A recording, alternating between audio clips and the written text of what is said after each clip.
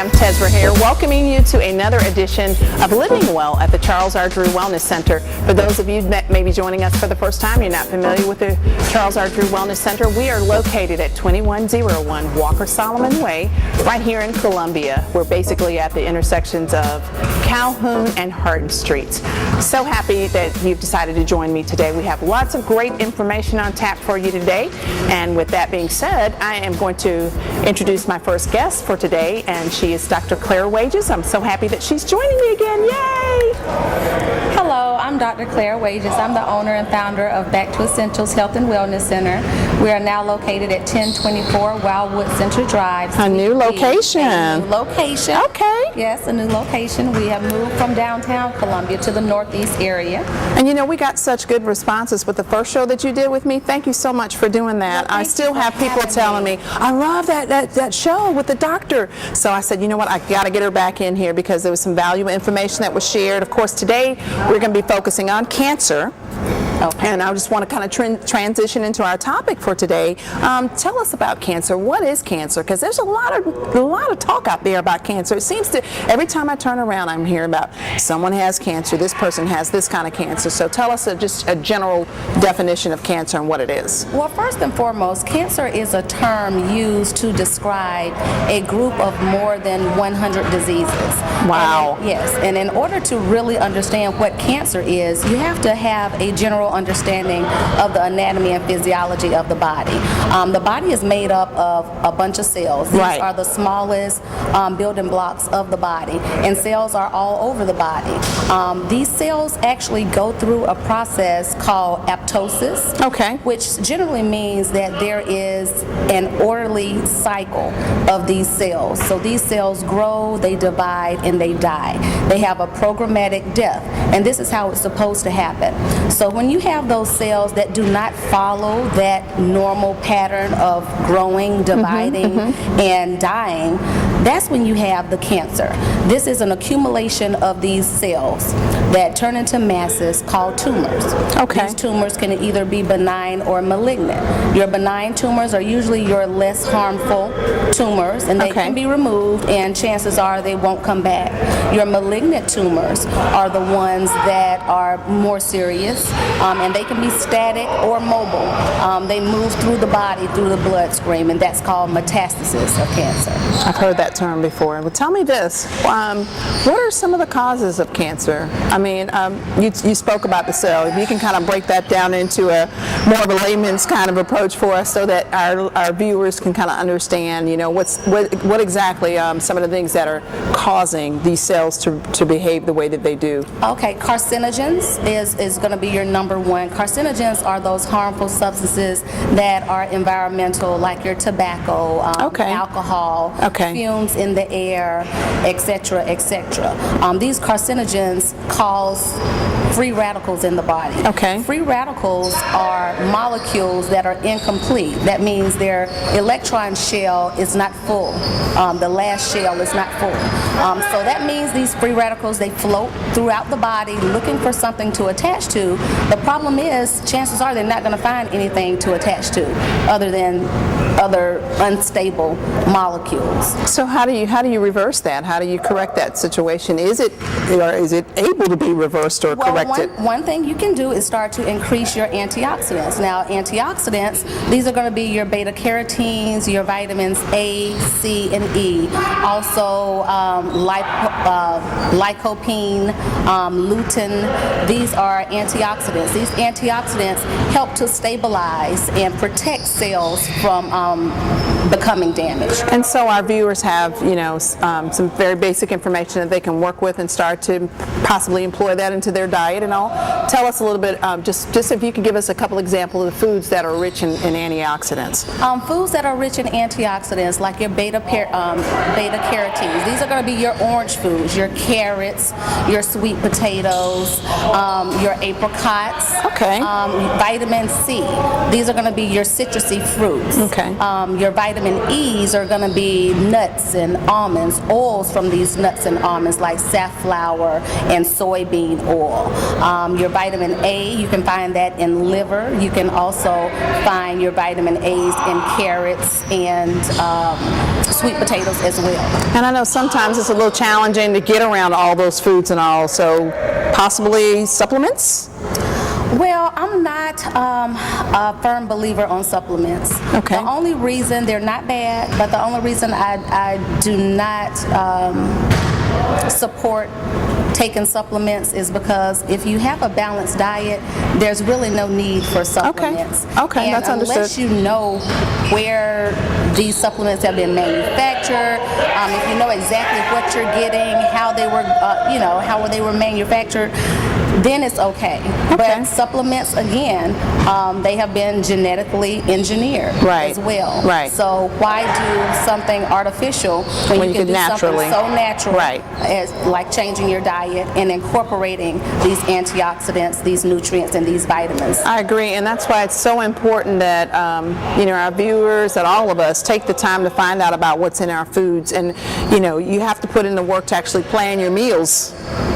Because if you don't, then you may be focusing too much on one area and then missing out on supplements and vitamins and nourishment in another area. So it's important for us to take the whole gamut of eating and nutrition into consideration when we're planning meals. Absolutely. So it's not just about having your grain, your this, your that, or that all the time. You have to think about what you're actually gaining from each of the foods that are on your plate as you consume your meals from day to day. You're absolutely right. Yeah. So one last question that I have for you, I really want to ask this question, is cancer hereditary? There are a lot of factors that play into cancer. Yes and no. Okay. And I'm going to tell you why I say yes and no. Please do. Studies show, or there are some studies out there that believe that everyone is genetically predisposed to cancer. Okay. Which simply means you were born, I was born, and we have that genetic that is linked to cancer. Okay. How you decide to live your life and how I decide to live my life, this is when the cancer starts to come into play. Right. It all stems from exercise, physical activity, and cutting down your exposure to the harmful agents that can potentially cause cancer, like too much sun, or an asbestos worker, or someone that works around fumes. They're more prone to these cancers, lung cancer anyway. And thank you, because that was a wonderful segue into, talking about the Drew Wellness Center. You exercise and how you choose to approach your nutrition, food. Those are very important factors in how we say cancer, we're talking about cancer, but let's just put it out there for any disease. So you're talking about disease prevention, then exercise and proper nutrition play a key role in the prevention process with any disease, I would imagine. So, so I want to encourage everybody, if you don't have a daily regimen or a weekly regimen, we've heard 3 times a week is good, we've heard 5 days a week is good. I say get some exercise. Exactly. And of course, the weather's cooling off now. We have an indoor track here at the Drew Wellness Center. As you can see behind us, we have weight equipment that does a wonderful job of just toning your body and preparing it to be more fit to do what it needs to do. So thank you so much for that segue, and thank you so much for joining us. I really appreciate you having me. All right. And joining me now, I have another wonderful person with me today. This is Pastor Joseph McBride. Tell us, you are a pastor, obviously. I just called you pastor. Tell us about your ministry, and then tell us about your foundation. The ministry is, the headquarters ministry is located in Jenkinsville, South Carolina. Big city. The big city of Jenkinsville. We do have one traffic light now. So it's growing. And the name, you didn't tell us the name of the ministry. Praise and Deliverance Temple Ministries International. Okay. I oversee 8 churches in South Carolina. Okay. 3 in Liberia, West Africa, 53 in the Philippines, and 1 in India. And that obviously has nothing to do with cancer directly, but there is a reason that you're joining us today, as our topic of discussion is cancer. So tell us about the foundation and how it came to be. The reason I'm here today is to draw awareness about this disease that my wife had. It's a very rare form of cancer called peritoneal cancer, cancer of the omentum. She recently passed away in May, and it was a very horrific disease. It took a a toll on her. As a matter of fact, she suffered greatly for about 6 months, and then she passed away. And we don't want her death and her suffering to be in vain. We want to try to help someone else to live. So that's the reason for the foundation. The foundation is called the Elder McBride Cancer Research Foundation. We're soliciting funds now to try to do research projects so that someone else can live. Okay. And they're just, as you're talking, I'm thinking about all kinds of wonderful collaborations and partnerships that your foundation can be involved in the community, because you're talking about trying to keep other folks from having to go through what you went through, what your wife suffered through. And so the key thing, I think, is education, you know, to be able to talk to folks about cancer and how to prevent it or what to do once you get it. And so I'm glad you were able to join us today, because there's just so much information. Just tell me a little bit about when you found out your wife had cancer, how did that change your life? Because, I mean, it affects the folks around you. You know, obviously you feel for the person that's actually experiencing it, but it did affect your life. It did. The one thing that my wife and I have made lots of plans, you know, as far as we'd already begun to travel different places around the world, and we were preparing to go to Africa, and when suddenly she was hit with this disease that she didn't know anything about. The type of cancer that it was, the doctor said to us that once it's found, it's in stage 3 already. Okay. So it altered our lives in that respect. Our plans for ministry. She was very successful in ministry herself. She assisted me in going different places and dealing with women, and also the spiritual issues of the women and marriage and so forth. So now what I'm basically doing is trying to uphold her end of the ministry, yes, sir, and to keep her legacy alive. Yeah. So within 6 months of her finding out that she had that type of cancer, she was gone.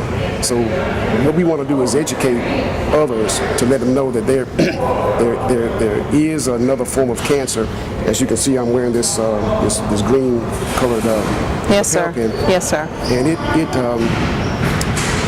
when you look at the peritoneal cancer of the omentum, it's actually not listed in the cancers. As you see, if you go on the website, you see the different types of cancers with different colors and things like that. Yeah, because when I got your information, I have to tell you, that one kind of threw me for a loop, because I was like, gosh, I never heard of that one before. So, you know, I'm glad you were able to come on today and really kind of talk about it, because you're right, it's a rare one and you don't hear a lot of talk about it. So I'm sorry, go ahead and finish it. Basically, that's how it changed our lives, because we were, you know, when you're in your 50s and retiring, you make plans, and all of a sudden your plans change. Right. So what we want to do is try to help with this research project so that someone else's life is not altered the way my life is. So right now what I'm doing is trying to go around to different places and educate people on cancers and how to eliminate the cancers, but most of all, how can I want to talk to doctors and nurses or whoever I can talk to, to find out how we can research this cancer and defeat it. Right. And so this brings me back to, you know, just for, like the doctor said just a few minutes ago with us, that it's so important to do all that you can up front. There's some things in life that are just, we can't prevent, and I understand that, but there are a lot of things that we can do for those of us that are still here, for you know, to embrace health and wellness to the full extent, you know, by the nutrition, the foods that we put in our bodies, by exercise and trying to minimize stress. And that's another topic that we're going to get into in another show. I'm looking forward to that one, because stress is a major factor. Stress breaks down your immune system and makes it really hard for your body to fight off diseases. And so we really want to talk about stress and all. So hopefully it has changed your life in that regard, in terms of you understanding the need to employ all of these different things in your life. And of course, at the Drew Wellness Center, we have a wonderful resource of information and contacts and things like that. So if you or anybody else that's watching the show, you know, you really want to start a plan plan and get on a regimen that will help you to put yourself in a better position to deal with things in life when they come up like this, then I encourage you to come down to the Drew Wellness Center and see us and consider a membership. So, but in the meantime, I thank you for joining us today, and I hope everything goes well with the foundation, and our thoughts and prayers are with you as you live through this whole process of life after death. Thank you for joining me. Thank you for having me. All right, and I have another guest with me today. We're just busy today. There's just so much to cover, and I know that we're not going to get, to go over the whole of cancer, but our whole purpose for this show is really just to kind of heighten your awareness and really make you mindful of just cancer and how prevalent it is in the community and all the things that we can do to put ourselves in better position to deal with this disease and many other diseases. And joining with me now, I have Nan Carter. Nan is with Palmetto Health. Nan, thank you so much for joining me. We've been trying to get together for a minute, and I appreciate you coming on the show. But tell everybody, what you do with Palmetto Health, and then we'll transition into talking about how important that is to what we're discussing today with cancer. Sure. Well, Palmetto Health is a unique healthcare facility. We have the Office of Community Health, where we're dedicated to improving the lives and quality of life for our community members. And we have a number of programs. Today we're talking about the Cancer Health Initiative that we have at Palmetto Health. And we offer a variety of free screenings to the community. We offer screenings for both men and women. That is awesome. And so, I shared with the doctor, I shared with Pastor McBride, we talked about prevention. And, I hear lots of times that by the time people find out that they have cancer, it's in stage 2, it's in stage 3. And so that's where your office comes in, because what you all do is key, because you're educating people on these diseases. And more than that, you're saying, hey, get tested. Right. So talk to us a little bit about the screening process and how that really can help out with, warding off diseases. Right. So finding out that you have it and knowing in enough time how to deal with it. Exactly. In addition to education that we provide through the Cancer Health Initiative, we do offer a number of screenings because, like you said, early detection really is important, especially with cancer. And so these screenings, we hope, will provide early detection of cancers. And with early detection, there is a much more increased chance of survival and being able to treat those cancers. Nan, can you tell us what those, because I get a little squeamish. I have to admit, I'm one of those people where I get a little freaked out. I'm not squeamish.